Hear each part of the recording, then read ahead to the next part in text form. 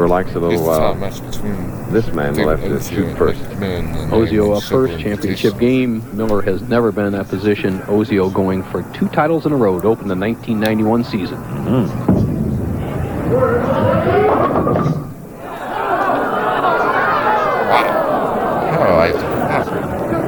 Wow, what balance of that pin. Well, actually what happens, he rips that 5 out, and what happens, the pin comes over and stands it back up. Now that pin shall stay off spot as long as it's not knocked over by the machine. So it's slightly off spot, so you can call it the 5.5 pin right now. Ozio should have no trouble making this shot. Okay. So now, stepping in Mike Miller. Tournament leader hit the grip. Mike Miller, no thumb hole in the ball, Chris. Watch where he sets his hand. Semi-fingertip grip. He only puts his fingers in between the first and second knuckles, wraps it back on his wrist, and it's the most powerful bowling ball you can possibly throw.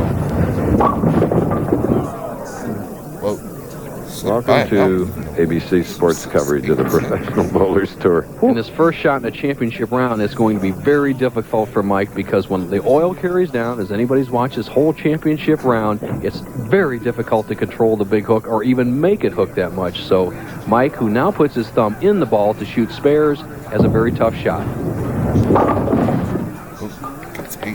All right, leaving a 6-10 and an open frame for the 29-year-old who bowls out of Albuquerque, New Mexico. I've seen other kids around the country when I've been practicing or doing exhibitions rolling this type of shot, but Mike Miller knew how to bowl. He was an established, pretty good pro out here on the tour. And you add this power to that experience, he's going to be somebody to contend with. Okay, man that's rolled perfect 300 games in 5 of the last 6 tournaments.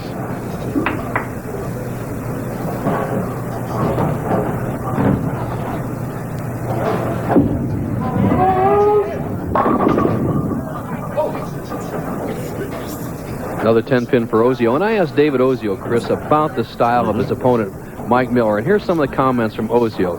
If it's a trend of the future, he's sure it is. He says he remembers when Bob Benoit, who bowled 300 at the Quaker State a few years back, became a big cranker, a power player, and he got better. So he believes in at least Miller's style.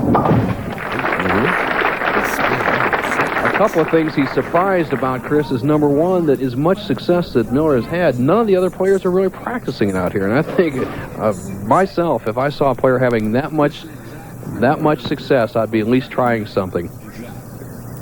Fidgeting is Miller. Probably putting some tape in his finger hole. Okay, Ozio back striking. Defeated Walter Ray Williams 224 to 215. Now up is Miller, who's sponsored by his family of great bowling accomplishments.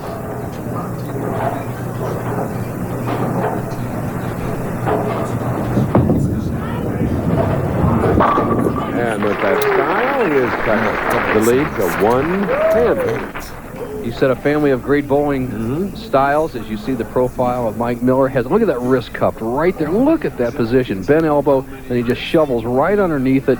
No thumb in the ball, maximum power, and he has to keep his fingers under the ball to keep that type of control.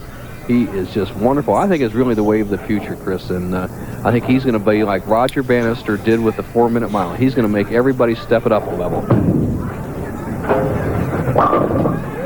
Said push-ups and hand exercises help build him up to make this style a success. Okay, Las Vegas, we'll take a break. We'll be back. Beautiful center in Las Vegas.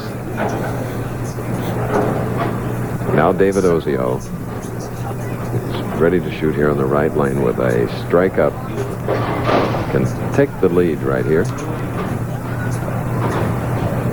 David, something bothered him a little bit. Didn't look like anything extraneous from the audience or anything, Chris. It must have his thumb just slipped in the ball. And once again, he's going to violate the 25-second rule, and it's going to be a $100 fine. If there's no extraneous interference, he's gone by the 25 seconds.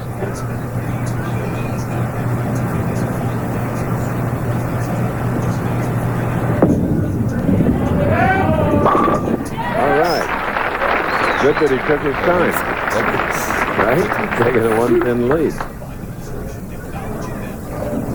So apparently was a disturbance in the audience, right? Well, I sure didn't see it or hear it. He sure didn't acknowledge it. John Campos, our tournament director, who has moved in, is Harry Golden, whom we showed you earlier, is retired after 29 years. We wish Johnny a lot of luck. Good guy.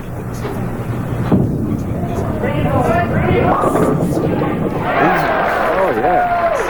The three-bagger now puts Ozio, who won last week, into an 11-pin lead. But here now with a three-bagger working, Mike Miller. Boy, sure testing Miller. Miller came right back after that open frame in the first with 3 strikes in a row. But once again, he trails by 11, though, coming up the 5th frame against the very, very red-hot David Ozio.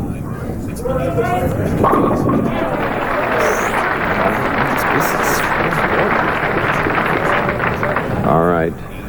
Mike with 4 in a row. Oh, he's impressive. Well, he's so strong that he can overcome the lane condition that everybody else has fought all day long. The players have only averaged 190 for the first 3 games. So, once again, it's very, very powerful ball that's overcoming the lane condition. As you see, Mike's father and his little daughter, Adrian. Left a 10-pin on the left lane, our tournament leader. Stop.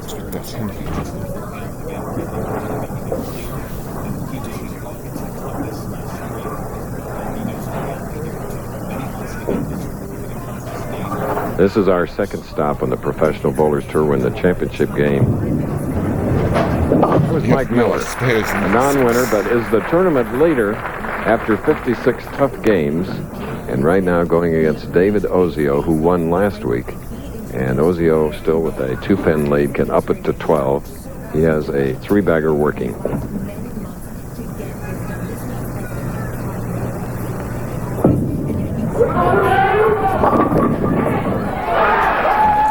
Breaks now, the pinfall. You just joined us. Mike Edwards defeated Chris Warren 190 to 161 in the first game. And Walter Ray Williams defeated Edwards 195 to 156. Ozio over Williams 224 to 215. And now we're just beyond the halfway point of the championship game, worth $34,000 to the winner and $18,000 to the runner-up.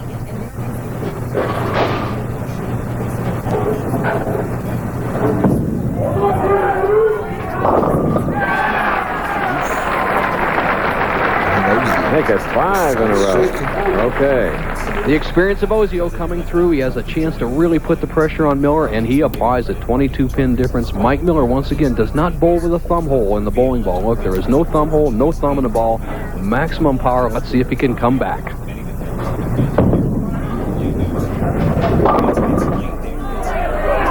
Power. That ball crossed over. Well, that's the drawback of not having your thumb in the ball. The thumb is basically there to take a little of the pressure off the wrist and control. And when he does lose it, as you see him putting his thumb in the ball, conventional style for spares because he doesn't need power, when he loses control, he gets very wild as he was on the first shot. Okay. The 30th anniversary year of ABC's Wide World of Sports starts today. Great figure skaters from Barcelona, Spain, and the NutraSweet World Challenge of Champions. Brian Boitano, never better. Anytime, Bo. Debbie Thomas looks good, and I know you called the action with Peggy Fleming. Mm-hmm. That about 10 minutes from now. Don't miss it. Not because Peggy and I did it, but because the greatest skaters in the world were on it, and it's a beautiful show from Barcelona. And can't miss it is what you can say to Mike Miller right now is he has a very simple spare of the 2-pin, but he can't afford to miss this in the 8th frame to stay close in the match.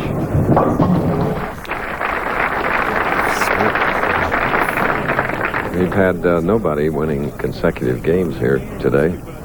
Well, Ozio looks like he's well on his way to not only winning consecutive games, but consecutive tournaments. He has all the experience. He has the years of out here of self-confidence. He bowled so super last week, and he looks just sensational today. And if I know David, this is the key shot to lock up the match.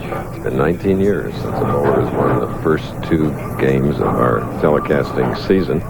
That was Don Johnson. 10 years prior to that, Dick Weber did it.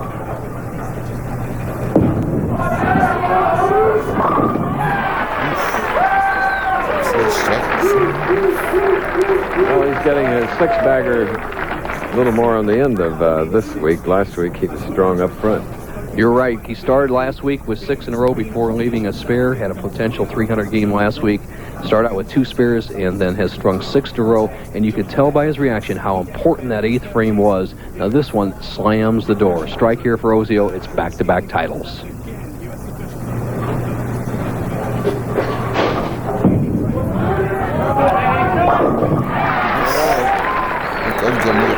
Section of ABC's Wide World of Sports, shown right here by our professional bowler, in addition to World Challenge of Champions.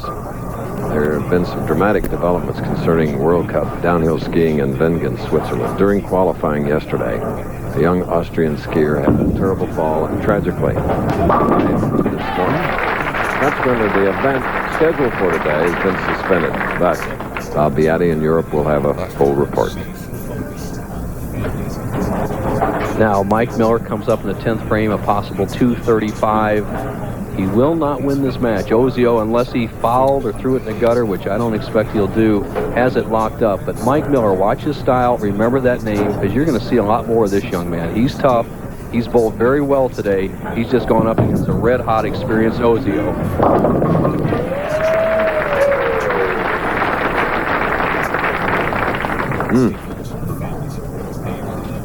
Mike has all his family here. His dad, Gary, bowls on the seniors tour, which we telecast last year from the doubles events from the Showboat. There's father, Gary, daughter, Adrian. Gary, he knows the score. His son's in a little bit of trouble, but he should be very proud of him, and you're going to see a lot of this man. He really has it together. Only 29 years old, 6'1", 180 pounds. He's going to bowl 224, Chris, and I figured that would be enough to win the title, as tough as the lane conditions have been here all week long. But he's gone against David Ozio, red hot. David Ozio, the big year last year, earning nearly $100,000. Overall, he's over $600,000.